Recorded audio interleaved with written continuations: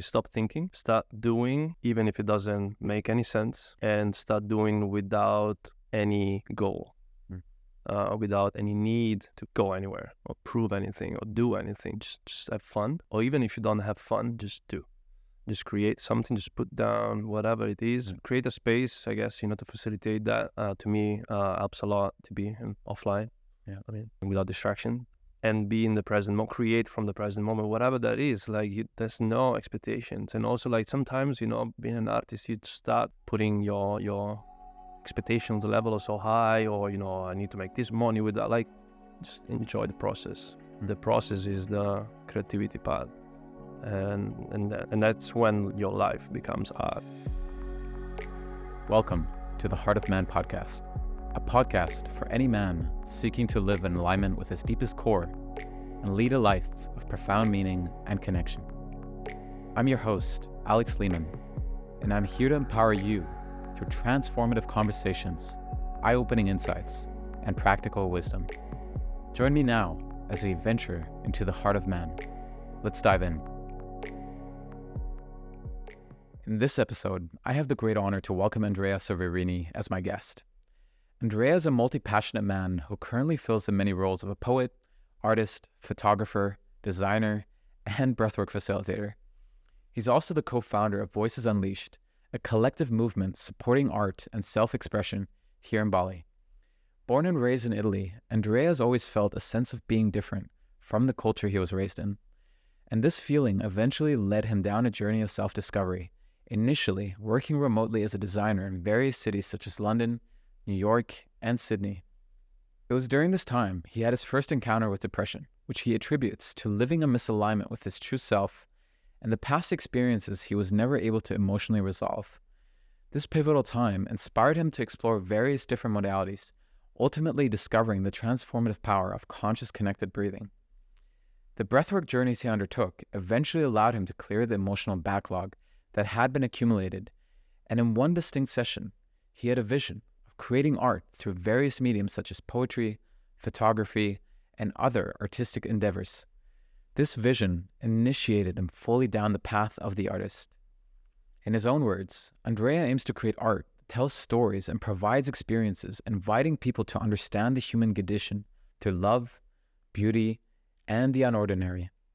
Over the past 2 years, I had the great privilege of getting to know Andrea personally, and I've always been inspired by his passion for art and creativity.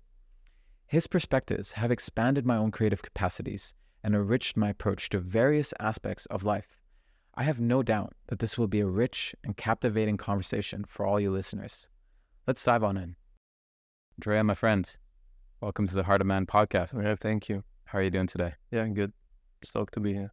I felt really excited to have you on this podcast here today. And I shared with you before we started rolling, what are the reasons why I want to have you on the podcast? First of all, we know each other for almost 2 years now, but there's something that I see in you that is so incredibly unique, which is that the way I shared it with you is that you have this deep connection to what I would preface as the lover archetype, the one that is deeply connected to sensation, emotion, connection. And, in the work that you do, you're a poet, you're an artist, you're a designer, and amongst other things, of course. But I see that being so unique, especially as well from the story that I have in the role that we fill as men in our society today. So I want to just, first of all, say thank you for coming on. And I'm very excited to dive into your personal story and your personal journey around this. Would you say that you've always had that level of connection with yourself? And yeah, if you'd like to share with our listeners how you got guided into this journey of exploring more art, poetry, everything that you're exploring today. Yes, thank you. Thank you for having me. No, I didn't always had that.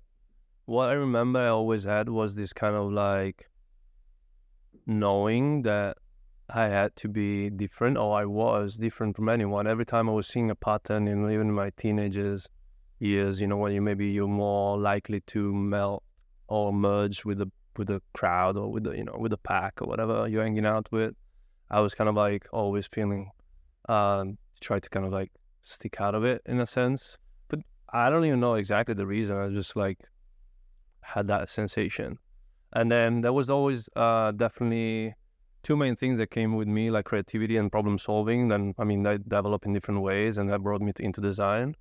And I guess I connected more into art through, I mean, definitely breathwork had a big impact on that, connecting me more to my body, or to my emotion in a more deeper way, and more wider range of emotions.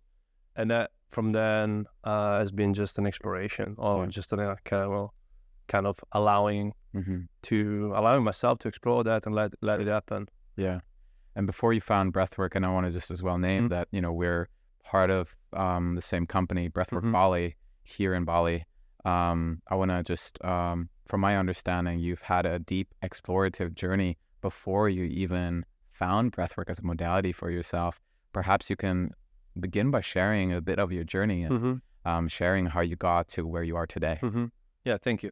I mean, definitely been the most depth I reached was just before I found that this type of breathwork, and all the time afterwards.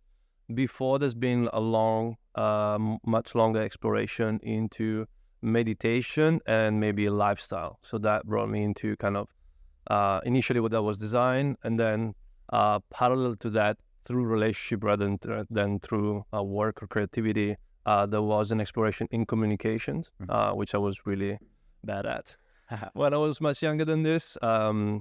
And I just had, you know, kind of to reflect on that with myself when you know, especially my partners throwing that at me. So what were you exploring, if I can just... The first thing I started exploring was nonviolent communication. Right. Yeah. That really helped me kind of like just navigating the changes I was going through, and just like being decent around the people that I care about, that instead I was not treating well, pretty obviously, as they were like showing me. Not necessarily for their fault, you know, obviously my own stuff that was not like surfaced yet. Obviously I was not in therapy until like much later on, just before, like I think a year before breathwork. That also like due to the kind of understanding and stigma around it in Italy, especially where I grew up. And then there's been an exploration lifestyle that I was saying. It was like just exploring different countries, different places where I could live, different philosophy or just society. You know, when I grew up, I wasn't maybe growing up in Italy that was that much capitalistic, or that much emerged with the American model, which maybe is a bit more now, or was definitely more my experience when I moved to London then, and then, you know, start traveling.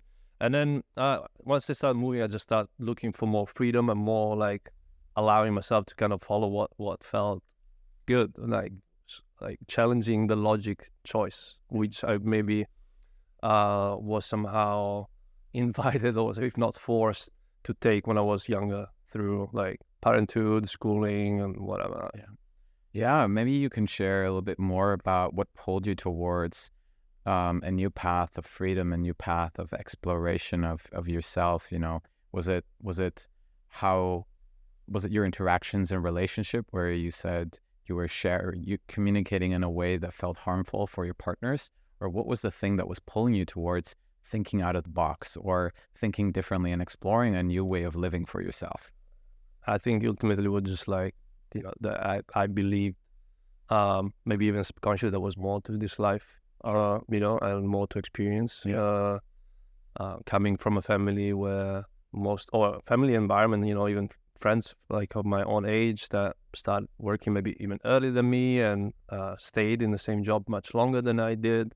And I was just like, didn't sit well with me. I was just like, that is obviously more. I mean, I was growing up also in the era of social media was just coming out. I just got my first job when Facebook got out in Italy, which always got late.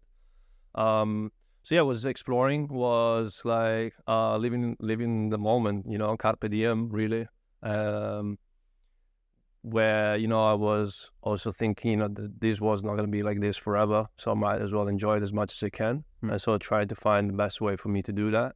And then again, yeah, it was that thing that I mentioned before about doing what felt good, Yeah. doing what I felt I should be doing, even though it was not making much sense or maybe it was scary, and finding a way on how to do that so that I could feel confident enough to take the leap. Yeah. Would you say that's always been your philosophy, to do what feels good for you and as well to live in the present moment? I mean, maybe they're two different things, but doing what feels good, I think, is always a balance. You know, I mean, I still care of my health and care of my finances as much as I can. And I mean, some choices, as exciting as they could be, that might end up being wrong, or you know, they might not support my actual you know desires or visions that I have that justify making that choice.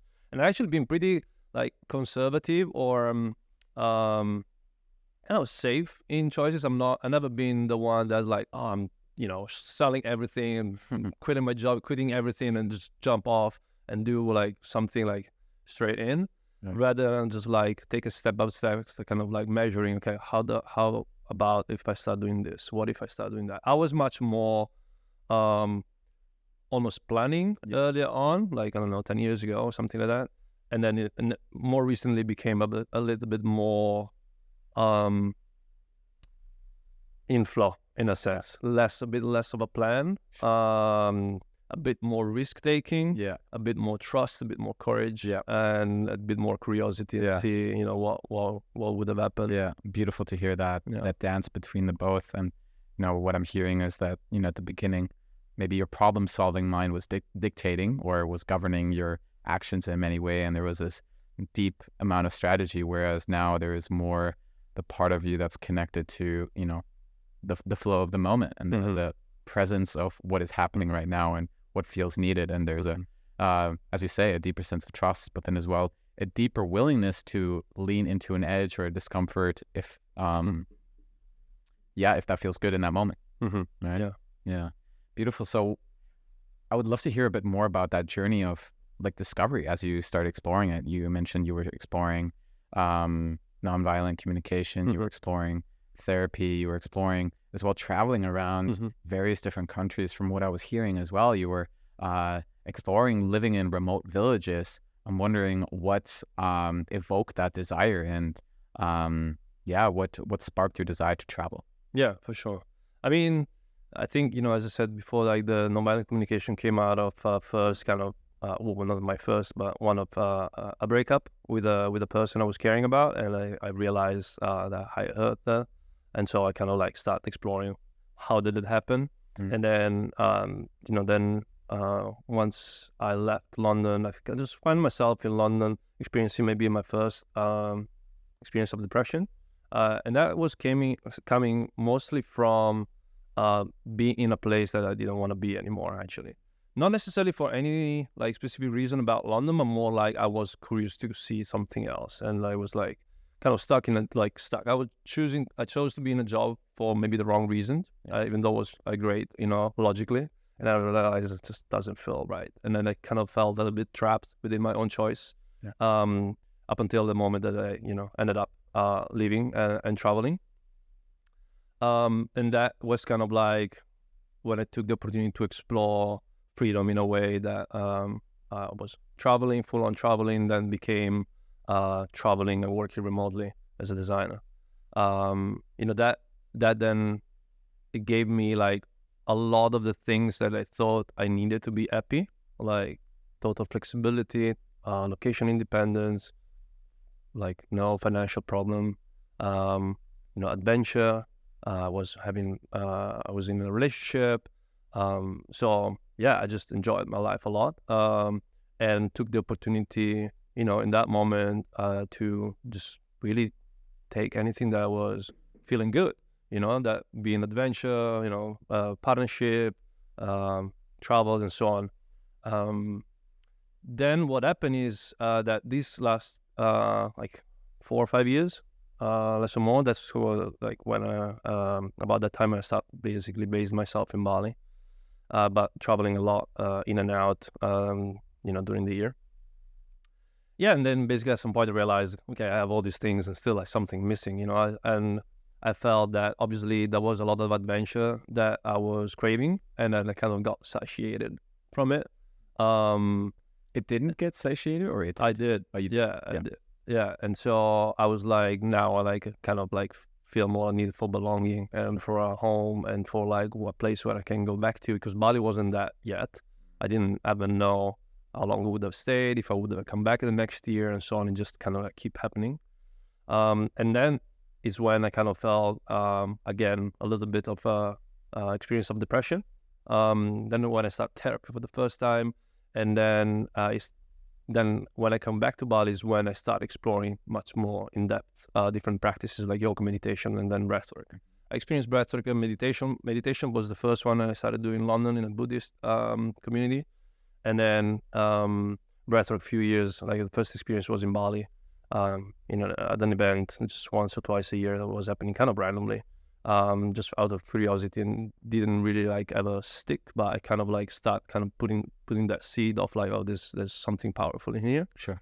Up until I met Edward, and I did some sessions with him, and obviously then I trained. When during the first session is already like I had this opportunity to kind of like connect to my body and to my emotion, release some emotion that I haven't connected ever, I reckon. Right. If we can just pause here for a moment and go into like magnify the lens a little bit on those first experiences, because we're both breathwork practitioners, and maybe some of the listeners here may not know much about the practice, right? And, of course, we speak to the value of this practice, and I was wondering if you may be able to share a bit more around the specifics of what happened for you and why did that invoke the desire for you to actually become a practitioner? For sure. I mean, given that my background at that point was like quite experienced in meditation and trained in yoga and to teach yoga and meditation, even though I didn't like really taught that much. Sure. But I definitely practiced a lot. So I think I had a good understanding of my practice and my breath as far as I knew back then. Right. And so I came into Edward's clinic with a specific intention of like connecting to emotions and challenges that I had in the past, and I didn't know how to kind of like deal with it. I had no really idea on how that could have helped me, and I don't really remember what made me think like that practice or him could target that. I went to a meetup where he was explaining something, but I didn't really remember there was anything related to that. Anyways, so I just trusted that, and I just like followed the process, and then at some point it basically just prompted me to forgive, and that was like open like a flood, and that really like let go of this forgiveness and grief that I was obviously carrying with me without even knowing it, and without even knowing what it meant to feel that. Maybe I knew that, or maybe I understood what could have caused that like in my head, but definitely had no experience of that in my body.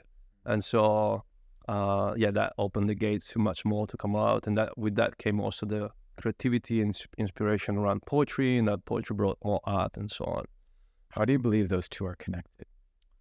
I think poetry is just flow. It's just total presence and just connection to God or source or whatever you want to call it. I got so into it because I was like, now I do that more, but like when I started, I never chose what to write about. I just start writing, and I'm just surprising myself. And sometimes I don't like it, sometimes I like it, sometimes I love it. And I'm just curious to see what comes up, And it just like, I was addicted. Yeah. Hearing that to me sounds like such a unique relationship to your own creativity, but then as well such a unique relationship to yourself. I remember reading this book by Julia Cameron. I forgot the title of the name, The Artist's Way. I don't know if you ever read it. No. Yeah. But it's a deep book actually about healing our wounds around creativity, right? And I when I was exploring it, I didn't even recognize what was there for me. And interesting enough, as a child, I actually loved to sketch. I loved to draw. There was such a deep connection to that. And people admired my skills that I had, and they asked me to create paintings and drawings and sketches for them. And I was so deeply connected to that part of me. But then, interesting enough, over the years, I ended up building much deeper judgment of what I was creating, right? Which ended up leading to me completely letting that part of me go, right? And I just noticed over the last few years, as I started excavating why I didn't feel so connected to my own creativity, that in many ways it stems from those moments and stems from those experiences. So I guess I want to share that, because to me it shows a deep connection, and it, like, for some it may be as well a path to get there. Yeah, for sure. I think as you were speaking, like, I was also reflecting, like, about how often doesn't even feel my creativity. And that's the thing, like, when I don't choose what I write, who is writing? Really, like, where is these words coming from? Sure. Obviously, there's experiences and, like, the language that I have. I don't know, English is my second language, and so my dictionary is also somehow limited, maybe, right? Compared to Italian. But yeah, like, even that, and I actually like it that it's somehow limited, because that allows for, like, words of playing, and to me, English is a bit more open language that allows for more interpretation when I write, whereas Italian sounds too specific for me sometimes. I don't really write in Italian because I'm thinking most of the time in English, as I've been away from Italy for long. But yeah, like that, the point was, like, how it doesn't even feel mine. Yeah. And when I started writing, and I almost, like, had this kind of feeling I had to share it, which was the first time I had it. Like, even when I was working as a designer, or in anything I created before, I never felt like I cared about sharing it, or that I had to share it, or that was art. Yeah. I never felt I made art, to be honest. Before that, I was doing design, I was taking photos. Photos was mostly for passion, but never thought was art, right? Instead, when I started writing poetry, and then poetry brought in back photography, then it felt art, and often doesn't feel like, almost, it's not even mine. So many questions here. First of all, what do you think was the difference for you around pictures and art? Where did you start noticing the difference? Oh, this isn't just a picture I'm taking. This is actually art. It's when I stopped trying. When it just happened. Right. And I just trust what I feel. Again, like, and that's why it became part of my life and my practice, and I feel as a practice, art making, or, poetry, to me the same thing, is because I exercise that muscle of trusting, or just letting go and just going with the flow, and trust what I feel. Right. And that will uncover what I need to experience. And what do you believe led you to come to this state of, I want to share this. I think it's important for me to share this. What was it that you were bringing through that you felt was valuable for other people to know or to see? I don't know, man. I don't know. It's the same as asking, where is this stuff coming from? But I just felt it. I just felt like, I think people need to read it. And it wasn't even like, anything I was thinking, oh, this is going to change the world. This is so important or so meaningful. It was just like, maybe at the beginning I wrote a few poems about nature, because at that time when I started, breathwork and writing, I was much more than now involved in environmental projects as a designer. And then it kind of moved into romantic love mostly, and then it moved into more inspirations or spiritual, other type of content, especially in the poetry. But yeah, like, so at the beginning was, some, like, cute little love poems as well. And I didn't feel like there was necessarily anything that was so life-changing to me or someone else. I just felt it needed to be shared. And I remember the first time I shared something on Instagram, and I was definitely, like, nervous a little bit. I was nervous enough not to put my name on it publicly. It wasn't my account, obviously, but I just shared, like, a bunch of lines, like a poem, and I got a lot of appreciation back. And I was like, yes, I wrote it. It's like, oh, really cool. And I know that kind of, like, maybe start also that kind of, like, a little bit of a positive feedback loop in a sense. But I got also very much attached to it. In fact, like, a lot of times happened that people like something I create that I actually don't like that much, and the other way around. So I kind of try to let go of, obviously, all kind of, like, the feedback that comes from outside. Right. So it sounds like you build a healthy relationship to, the reception of, or how people will receive what it is that you're creating. And I imagine, feeling into it myself, feeling into other people who are, going through challenges around creativity, that can often be kind of a blockage. What will people think of me, or what will people think of that? And often, because it stems from something deeper within us, that it feels like it's like they're not just judging or rejecting that piece of work, but actually they're rejecting me. And that can be such a vulnerable and tender part of us. Is that something as well that you experienced, or were you able to, as you say, detach from that? I think I experienced that in some way, but also like I'm very conscious also of I have zero obligation. Sure. I mean, I don't have to share anything. I choose what to share. At the beginning, it felt like I needed, like I already wrote a few when I actually shared the first one, and then I don't know why I chose that one. It just kind of felt the right moment, and there was that kind of like maybe nervousness on sharing it, and I don't like, as I said, I don't really choose what I write. So maybe like sometimes, I don't often touch on that personal things, maybe necessarily. I don't know. I don't really choose.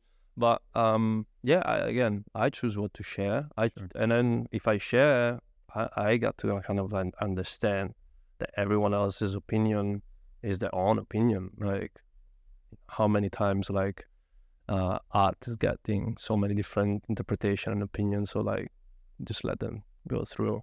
And at the same time, that's kind of like, that's the practice too, Yeah. Like leaning more into that.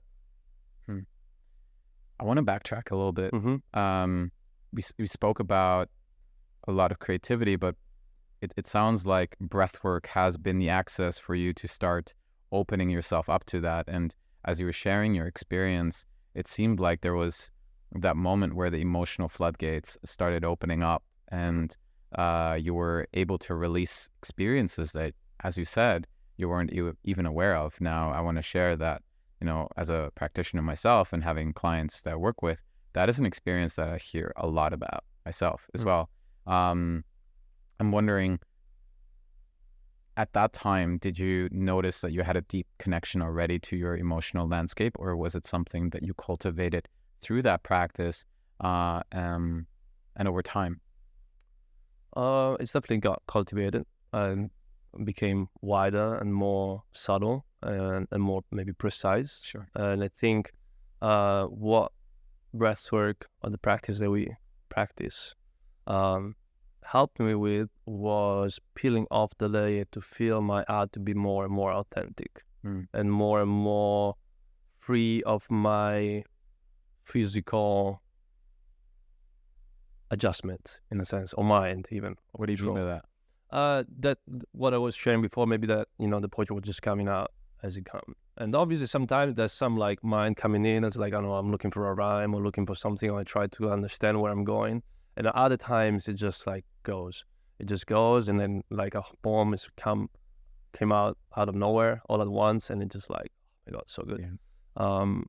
And so breathwork kind of, I feel, helped me be more sensitive to letting these things happen.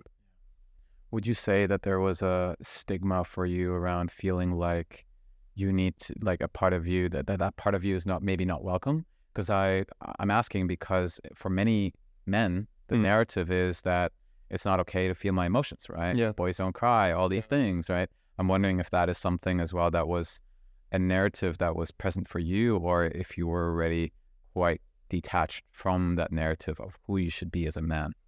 Well, yeah, definitely. Was definitely a bunch of it in my in the back of my head, maybe more in my subconscious. I think what I was missing really was like the ability to let that happen. Yeah, that's what breathwork really did. Right. It was like I definitely grew up in an environment, society at large, I would say, where men need to be strong, boys don't cry, and stuff like that. And in the household around me, there was not like much emotional awareness, or emotional intelligence per se. But yeah, I mean, I remember like before breathwork, before that experience at breathwork, the first time I met with Edwin, I think I didn't cry for maybe I cried once in more than 10 years. I don't know. That's definitely not because there was just one occasion where I should have been crying. Yeah. What do you believe held you back from crying? I don't know. I just like not don't know how to do it. I don't know. And that was, I think, when depression was coming up, because like I was getting to a point where I needed, like, my body maybe was trying to feel something that it didn't know how to, and it was then like, I was getting detached from it, and then I was feeling anything. Sure. And so when you're not able to feel anything, then you get depressed, right? Yeah, and so the thing that you seem to be coming back to is that there was an absence of skill, or there was an absence of competence towards how to navigate your emotional landscape, and as well how to move whatever was present, right? And this is something I as well actually hear a lot of with the men I speak with, that feel sad. There is this desire to cry, but I don't know how, right? I don't have. I guess there's also the space, right, required to kind of like feel that you're kind of allowed to do that. What do you believe is the space that's needed? Well, there's both. Both the space and kind of the support or ability and to kind of tap into, especially if it's not something present, if it's something that I carried with me from the past. I mean, I don't exactly remember now, but like, I didn't maybe know even how to feel into those griefs and sadness. Yeah. You've been mentioning a few times now that you as well dealt with your own experiences of depression, and that depression in many ways came because you didn't know how to navigate those emotions, and it was the disconnection of those emotions that you're experiencing that actually led to that feeling of depression.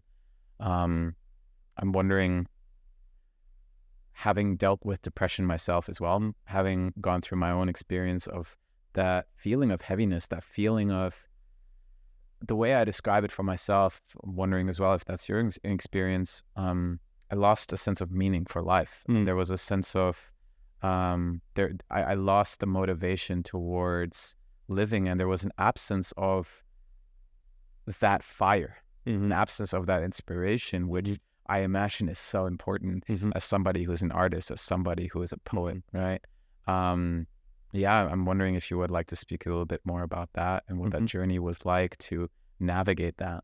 Yeah, I mean, I think that, again, that was what I just mentioned about depression, where, if you anesthetize one emotion, then the other ones got also a bit anesthetized. So even though I was feeling happy maybe when I was traveling, having complete freedom geographically and financially, and having relationships and being on the beach, and everything was right, but then I wasn't potentially able, or realized I had to feel some discomfort, then I couldn't even enjoy the comfort, Together that with kind of like maybe also a lack of meaning, where I got like, the reason why maybe I got to that point was like, oh, I maybe need this and that to make me feel happy. And then once I got it for long enough, I was like, well, now I still feel sad, or I still feel like it's not enough, and maybe not be able to enjoy that anymore. Definitely not. I didn't have much of a grateful practice, which I think is an extremely powerful tool that I introduce a lot more, in the recent years. And so then when there was challenges, because life presents challenges no matter what you're doing or how practiced you are, but I was definitely not able to live them through and experience them, and maybe feel what was not welcome, or I wasn't able to feel into, and that was bringing, or not enjoying even what I was able to feel anymore. Yeah, it seems like there's a few things that are coming together that kind of led to that depression. Maybe certain expectations that you have around yourself and of how you should be living, as well. You were mentioning at the beginning of our conversation that, when you were sharing about your journey in London, there was a desire, you knew already there was a desire to leave, but you didn't end up leaving at that time immediately. So it seems like there's a connection as well around not honoring what's true for us and needing to deny that aspect of ourselves. And of course, the longer we deny that part of us, the more it accumulates. And then, well, what do we need to do, like, in order to stay sane? If that aspect of us accumulates, well, we have to detach, we have to disconnect we have to disassociate from a certain aspect of ourselves, which leads to a sense of disconnection within ourselves. Yeah. I'm wondering what supported you on that journey of starting to reconnect with yourself again? I mean, I think touching on what you just shared before, I think there was also like a shift in values, and a shift, or maybe just like a realization that I was living through values that were not actually chosen by me. Right.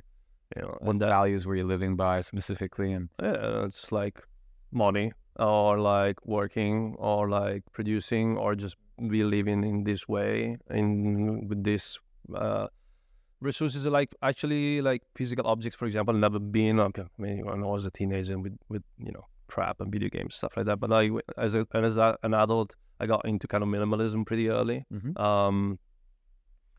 So that wasn't much, but that also there was also a part of that.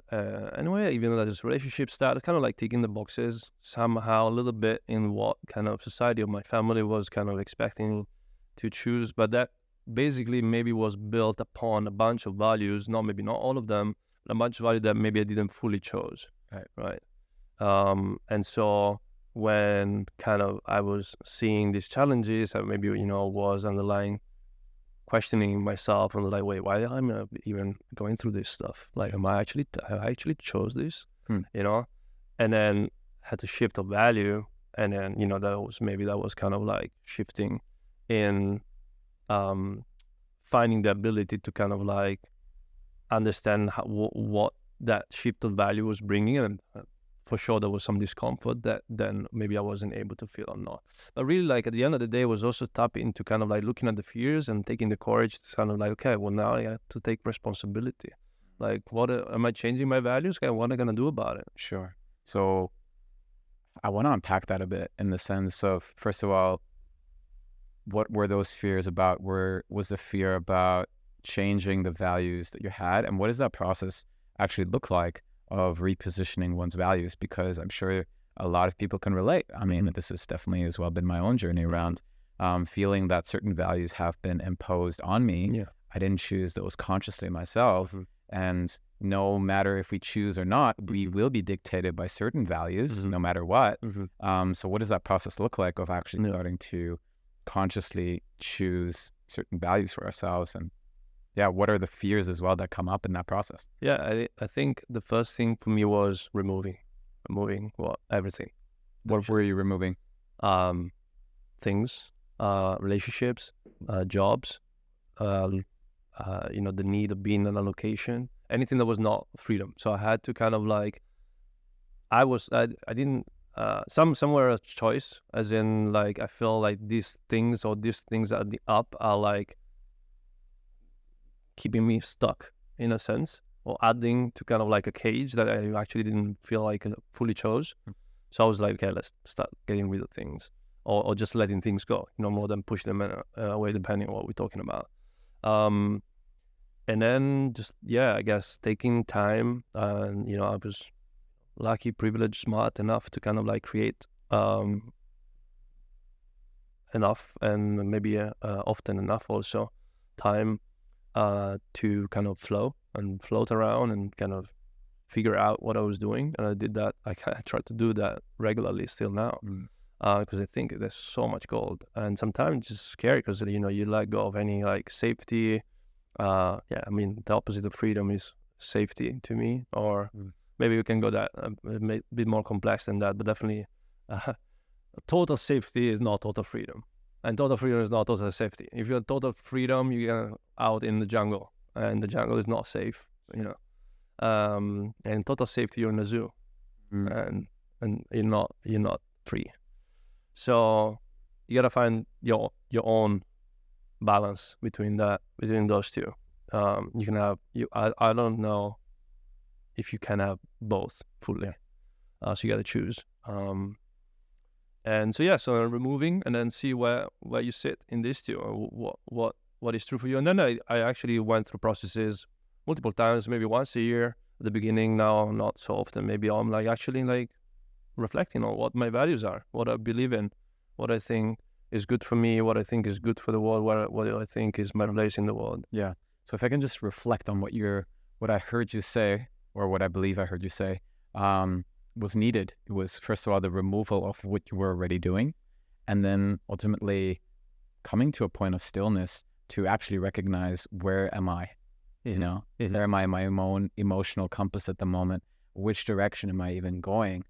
And as well, allowing space for, as you said, float around, and what I would describe in my own words, to experiment, to explore, to find and discover what works and what doesn't. And as you said, that can be fucking scary, right? In the sense that we're in the realm of uncertainty. Yeah. In that moment, right? And every moment. We are, but then there is this constant pursuit for certainty, isn't there? Of course. Right? And then it's as well, like, that's fear. Deeply conditioned to us, especially in our mind's eye. Like, there is this part of me, I'm going to say, that constantly looks for some form of certainty, right? For sure. And that is, of course, my way of finding safety, as you spoke about. But it sounds to me like one of the philosophies that you live by is finding a certain comfort in that level of uncertainty and finding safety within that. Yeah, I mean, I don't know if I can find safety within that. Yeah, I mean, that's another. I find love, and I find trust, and I find courage, and I find reality. I guess in the sense of, like, you know, I can use all the affirmation I want. I'm safe. But like, if a truck hits me in the face, it's like, you know, that's reality. Yeah, that's it, man. And it's about actually honoring that deep relationship to what is, right? And honoring that and living by that. Okay, so continuing on what you just said, right? So it sounded like you needed to adjust those values for yourself. And how did you end up starting to discover what worked for you and what didn't? Like, was it like a sensation? Was it a feeling? And how did you reposition yourself in the way you want to live that allowed you to live, I'm going to say, more authentically? I mean, maybe, you know, now I do it differently. A bit earlier, I guess, when I started traveling more, especially when I opened this kind of, like, okay, let's see what I want to do and how I choose things. There was much more logical process. I literally, you know, make a table of values on these primary, secondary, tertiary values, and it's like moving them around.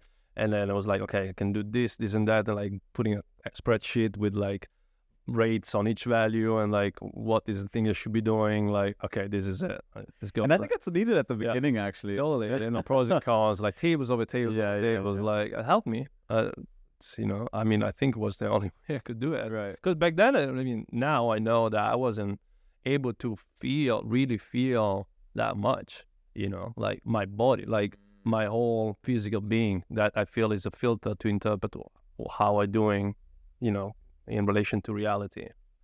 Now, I wanted, if I can just pause on that. I felt like that was gold, what you just said. So what I heard you say was that our bodies and our feeling is our filter to interpret what is happening in our world. Sure. Right. I mean, that to me is gold. Just hearing that, because I mean, from, you know, what I feel, so many men are very disconnected from their feeling state, and they may not even understand the value of, well, why is that even important to me? Yeah. You know, so. Yeah. You want me to expand on that? Yeah, feel free to. Yeah. Yeah. I mean, what I meant with that, and I think breathwork is a big part on deepening this skill. And you know, I mean, we kind of studied that too. You know, like, so I believe, and science kind of prove that we are our nervous system. Right? If we take everything out except the nervous system, we're gonna look the same pretty much. Sure. The nervous system is like our senses, all our senses, maybe even more than 5. Let's not even get there. But basically, that's how we interpret it, get information from the outside one, that maybe even element, or, you know, whatever we eat or consume in any way, you know, people we relate to. But basically, everything is going through our senses. I mean, I guess eating is through, you know, what is called taste. So then, like, that is you know, if we believe that everything is energy, which also kind of science proves, because we're a bunch of atoms kind of vibrating, you know, and so what a nervous system does is just like filtering, interpreting these events and these vibrations in a way that we, with our consciousness or awareness or both, are able to interpret and give it a meaning, give it you know, colors and smells and, you know, and associate. And then, you know, if we're not fully or not at all connected to our body and able to sense into our nervous system or part of it, but then we're not able to feel and interpret reality fully. Yeah, beautifully described, and I feel it's such essential information as well for people to know.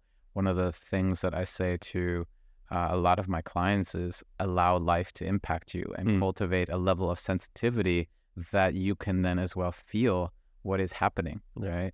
And with that, the choices that we make, the decisions that we make, how we relate in relationship as well is going to be very different, because there is a level of sensitivity, there's a level of attunement that's present, right? Which allows us to show up much more authentically, but then as well much more in deeper connection, I'm going to say.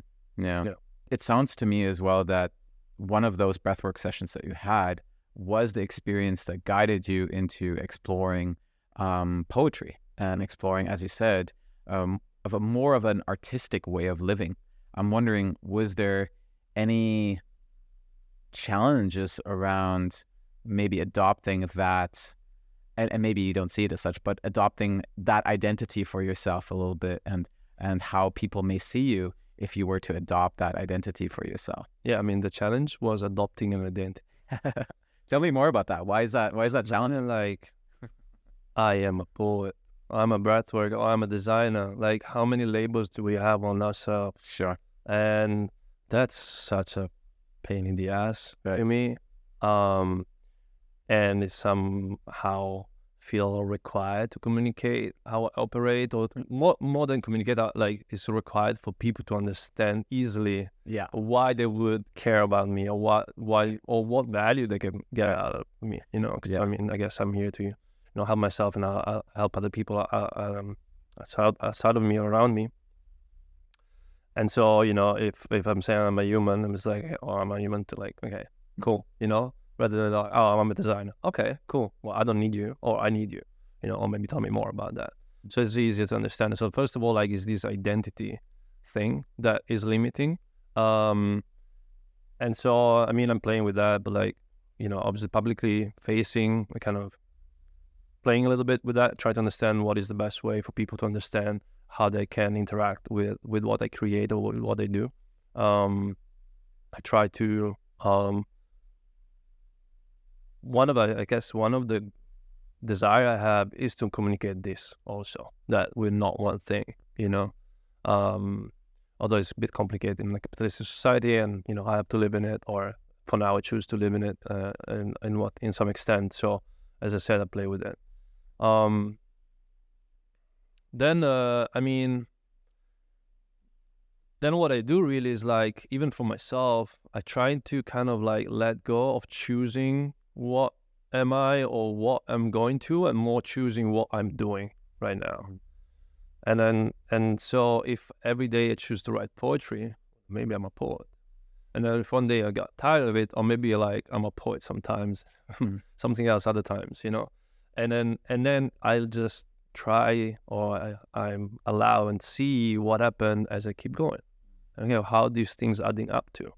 Now, that was like definitely challenging, because again, coming from you know, corporate jobs, or like a very somehow specific profession with like serious amount of experience, and shifting that away, going to breathwork and going to poetry and, you know, art making and so on, was a lot of changes and shifts, and I had to kind of like, and I guess still am juggling the things I'm doing, because some things I kind of feel, I mean, I have to do them, you know, to kind of make myself a little bit safe. Right. Talking about money, personal safety, you know, being with other people and connection, respecting the people I love, and so on.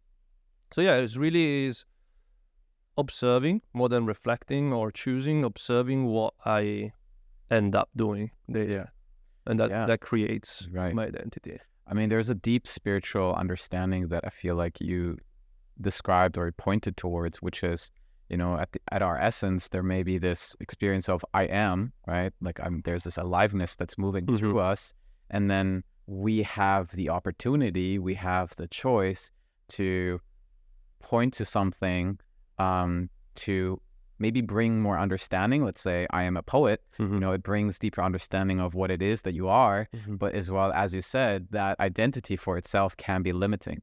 whilst at the same time, to a certain degree, it is needed. But what I'm hearing you say as well is that a part of you is holding it not as tightly, a little bit loosely, and what it is that you're focusing on, almost rejecting more.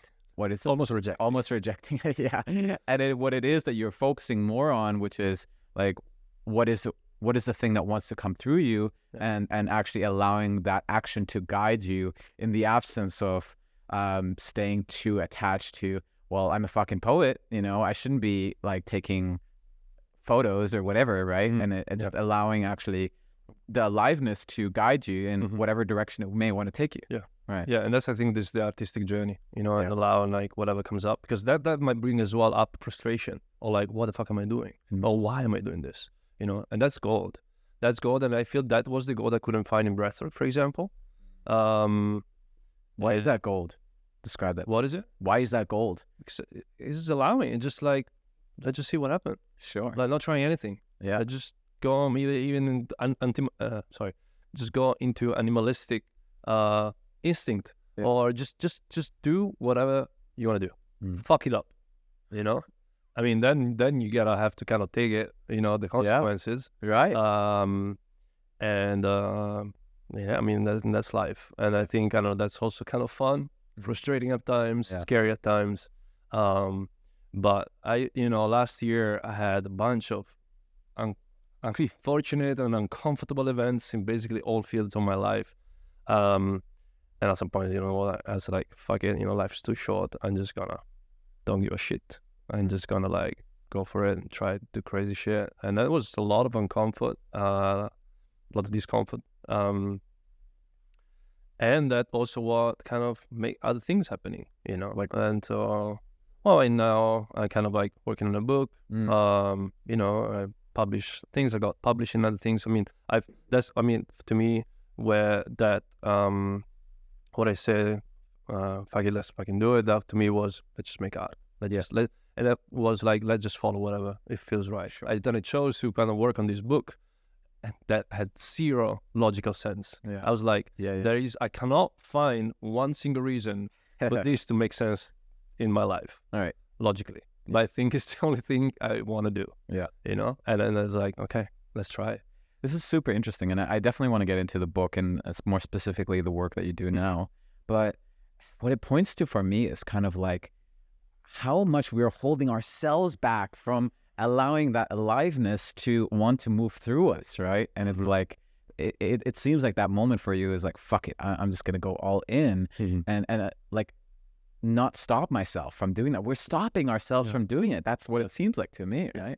Look, but I also actually want to touch on something that I think is very important, and is like, everyone got to, like what we said before, between safety and freedom, everyone got to find what is their fear in between those, and really think carefully or feel carefully about which fear is true, right? And, you know, we have health, we have finances, we have connection, all these basic needs that if we not meet, they create fear. Now, sometimes some fear are a bit more into our head rather than actual fear. You know, maybe I don't have enough money, and then maybe I have enough money. You know, I have enough. So that to me was a big exploration, and you know, I had the privilege, and I don't want to always give it to the privilege, to be honest, but like that's definitely part of it, and part of like, you know, my own behaviors and coping mechanism brought me to kind of like do smart choices in some way, or do choices that allowed me to take other more risky choices. You know, but anyway, I got to a point where I had saving, I had the luck, and then I think that's a luck because it's not on me to have a family that is somehow stable, right? Although I didn't grow up in a necessarily fully safe or fully comfortable environment. And then, so one of the things that I chose also when I prioritized art was prioritizing my connection, right? So I deprioritized especially money or financial gain because I could. It was a risk, and especially was a big risk if you compare it to my peers or my expectation before then. But I chose to prioritize healing the relationship with my family, especially with my father and my parent and my mother too. And, you know, that to me was much more valuable than any money in the world. Tell me a bit more about that. Why do you think that was so important? Well, because I don't want to also, bring up the message like, oh yeah, just do it, fuck it, like, it's gonna go right, sure, like, just trust the universe. Right. No, like, you gotta have to take your choices very carefully. Yeah. And so all experimentation, you are the only one person that know what's gonna happen, how you feel when you make a choice, what you really need, why you think you need those things that you think you don't have enough of, how much gratefulness you want to have for those things you have, what you're prioritizing more. Yeah. Really how you're filling up your days and time, and we have limited times in our life. Yeah. I think most every one of us. And so I chose to prioritize my connections, my family, myself, my creativity, and that definitely was a big shift in values and in action that I was taking and time that I was investing in what I was doing, and obviously the prioritizing, especially like income, also created some level of instability. But that again was a kind of coming back to the artist's process of just like, okay, just follow what feels right, follow what feels good, follow what feels love.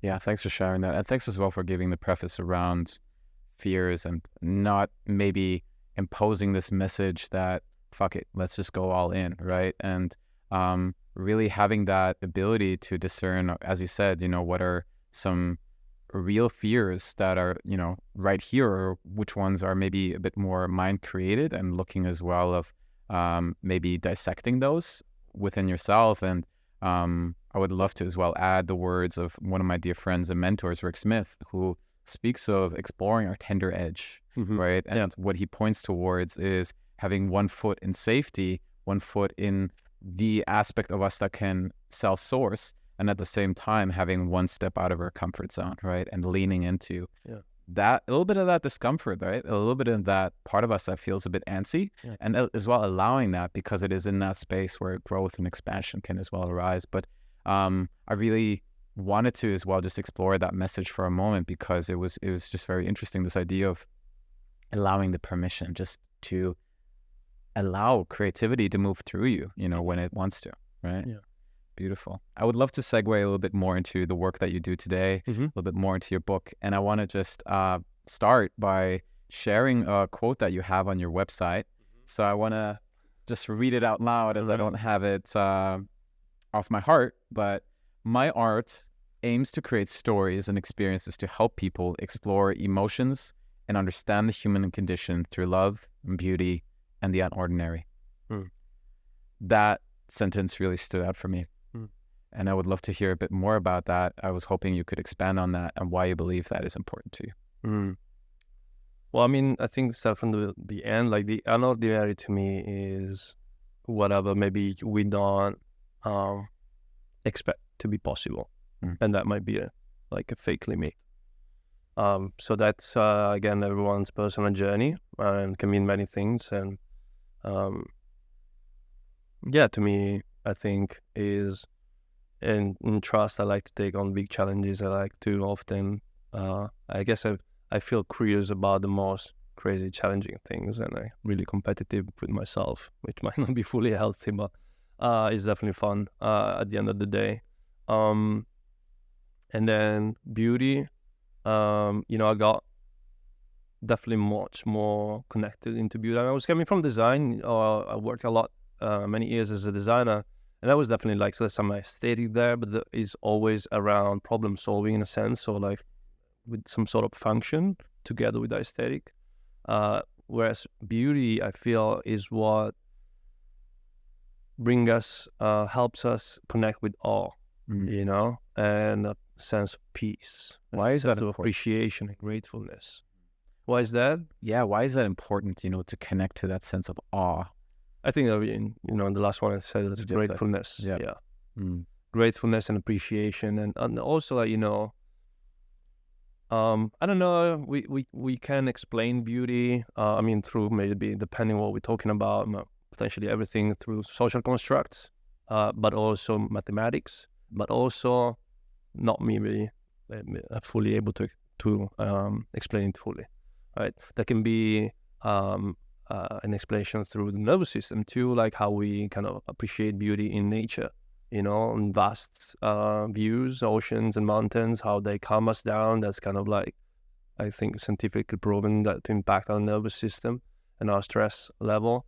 And that to me is also beauty. I mean, what are you looking at? A vast expanse of mountains. It's like mind-blowing. It brings you there's like too much to take in. Like, it's so overwhelming in a good way that it forces you to be grateful and appreciate them all. Yeah. And the last one, love. I mean, I think that's very, like, what is love is an amazing word and a huge concept. But I think that's what I'm exploring to tap into as much as possible. Like, love for what I'm doing, love for myself, love for what I'm doing, love for whoever I have around or not have around, or whoever I don't appreciate. just tap into that. As you started exploring that on a deeper level, what have you discovered for yourself? What that is for you? Love. Oof.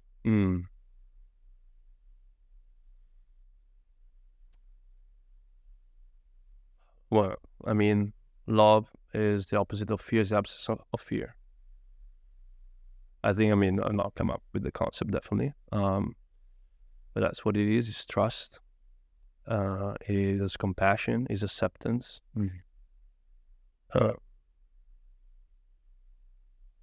Yeah. Beautiful. Why do you desire to connect people to those experiences? What do you believe? So how do you believe that supports other people on their journeys? Well, first of all, it is something I enjoy doing. Yeah. And second of all, I think that could make an impact in the world. Yeah. I think that's, I guess, to me, the things that we need the most. Definitely one of the things that we need the most. Yeah. And I want to just as well backtrack a little bit. When I heard you speak about beauty and speaking about the unordinary, I feel like, to me at least, I heard a little bit there. I felt there was a connection point, and what it points to for me as well is maybe having an experience when we feel this sense of awe, that we go into an experience that I'm going to describe as transcendent, that goes beyond the maybe the limitations of the personal self or the identity, and how we see life, like in the default way, and actually allowing ourselves to expand to something maybe bigger, right? Bigger than ourselves, right? And that, having had so many of those experiences in all kinds of various ways, it has allowed me to find deeper meaning for life in that. Yeah. So, yeah, it's beautiful. Would you like to share a little bit more about, the book that you're publishing and, what inspired you to create it? Sure. So the book is actually going to be a collection of poetry and photography. It's going to be a coffee table art book. So like, I like to call it a piece of art, an object. And that was really important to me because, together with love, or within love, to me, there's also connection and real life events and things and experiences that we have. And so I wanted to create a real experience, not just having some of my content on digital platforms. And yeah, it's a collection of romantic love poetry and fine art photography, I would say, black and white portraits or abstract photography. And that basically creates a narrative through a love story. And now I was gonna start working with a publisher to put it together again. This was most of the poems has been written in the first year I was writing, and there's a few addition of more recent poems. And then photography, it started in 2020, and then just kind of like continue adding and kind of swapping in, and still now like creating, and I might potentially, swap in more newer photos that I feel like are more adapt to that content, but pretty much, was ready. It is ready to be worked on. again, that one also didn't come out with a major meaning or reasoning behind it. I was like, I just want to make something beautiful. I just want to make something that I love, that I would like to go through or to have in my place and to look at. And it's a book about love. It's a book about intimacy. It's a book about sensuality. And I think beauty and sensuality, especially, are like sometimes such a taboo, and especially maybe even for men to be talking about. Because I think also there's a lot of use of these things in a wrong way. Sure. Without getting too deep in like objectifying women or feminism or any of this topic, but that's definitely like touching into that, how this impact. And I feel that's such an opportunity to show that a man can be both.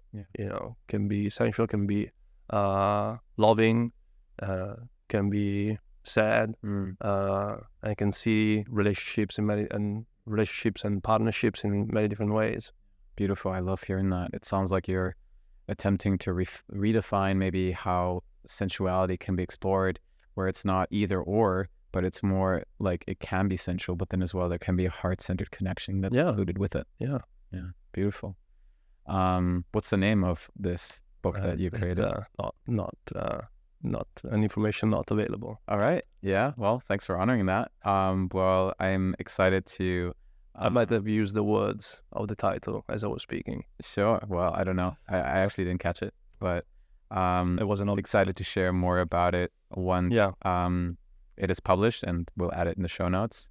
I would love to leave you with a final question, which is, for our listeners, how can they start embarking on this journey of creativity and maybe allowing some of that aliveness to move through them? It sounds like you have such a deep connection to that, and at the same time, I see that you're on this end in many ways. And so how can another person start honoring that within themselves and start moving into that direction for themselves? I would say stop thinking, start doing, even if it doesn't make any sense, and start doing without any goal, without any need to go anywhere or prove anything or do anything. Just have fun. Or even if you don't have fun, just do. Just create something, just put down whatever it is. Create a space, I guess, to facilitate that. To me, helps a lot to be offline. And without distraction. And be in the present moment, create from the present moment, whatever that is. Like, there's no expectations. And also, like, sometimes, being an artist, you start, I did, or maybe still do, and I think a lot of artists do, is kind of like shared struggle. There's like putting your expectations level so high, or, I need to make this money with that. Like, just enjoy the process. The process is the creativity part. And that's when your life becomes art. Well, that's pretty cool. Yeah, I love hearing that. And I'm reminded as well by an exercise, from that same book by Julia Cameron, which is about morning pages, meaning that, ultimately the way she describes it's kind of like you give yourself the time to write 3 pages, and ultimately you're just allowing the stream of consciousness to move through you and just share, right? And whatever it is that wants to move through you. And if you don't know what to write and you have that thought, you just write that down. I don't know how to write. Yeah. I don't know what to write. Exactly. So I'm here looking at my blank page. Okay. That's it. But actually, I've done something similar. I heard about this book so long. I actually have that at home right now. Don't know if I can ever read it. But I think a great way to get into this kind of like vibe and feeling is to kind of try to do things, or try to find what is good for you to get rid of meaning. So writing can be a bit tricky because it's hard to get rid of meaning as you write. So depending where everyone's at, I felt I get to a point where I was like writing things and I got to read it again, and I wasn't really sure what I was writing about. But that was like, okay, this is interesting. And sometimes I remember once I did kind of an exercise. I don't do that often. That one I only did once. I don't do exercise often in general, where I just writing random words across a page, and I just keep filling up a page. So, okay, that's how you can play with language. But, if you get rid of language and do more like maybe manual things that maybe be more helpful, I guess painting maybe can be something approachable to kind of just don't get stuck into the logic and in the mind. And don't try, even in painting, if you want to draw like a perfect tree or a perfect house, then you're putting yourself up for failure, most likely. So instead of you would just put brushes or hands on paint and just make a canvas not white anymore. It's great. And then you do it again, and then you do it again, and then you burn them. Who cares? I love that distinction, and I love as well just the importance that you're placing on the process and just allowing that and welcoming that. Yeah. Beautiful. Yeah. Andrea, where can our listeners find you? Find me on my website. There's pretty much any link on that, andreasoverini.com. On my Instagram, Andrea Soverini. It's going to be my name on the title of this episode. There's going to be all the links. I have an online publication with some of my poetry and photography. Pretty much on every social media. Beautiful, brother. Unfortunately. Well, I'm going to make sure to share all of that information in the show notes. Yeah. Just want to say thank you. Thank you for coming on the podcast. I appreciate you, and I appreciate you as well sharing your knowledge, and appreciating just the unique perspective that you bring as an artist, as somebody who is so deeply connected to the creative energy moving through you, and allowing as well the space for me to expand on a new way of being. Yeah, thank you. Yeah, and for all the listeners, thank you for jumping on this podcast. Thank you for listening, and until next time, much love. Thank you for listening to this episode. Your time and attention is truly appreciated. If you enjoyed the show, make sure to subscribe to stay tuned for my upcoming episodes. And in case you know somebody who would find this episode helpful, I encourage you to pay it forward. Finally, if you've personally been receiving value from the show, one way you're able to support this podcast is by leaving a 5-star rating and a written review on Apple Podcasts or Spotify. Not only does this help more people find the show, but it also supports me in bringing more incredible guests on for the future. I'm your host, Alex Lehman, and until next time, signing off.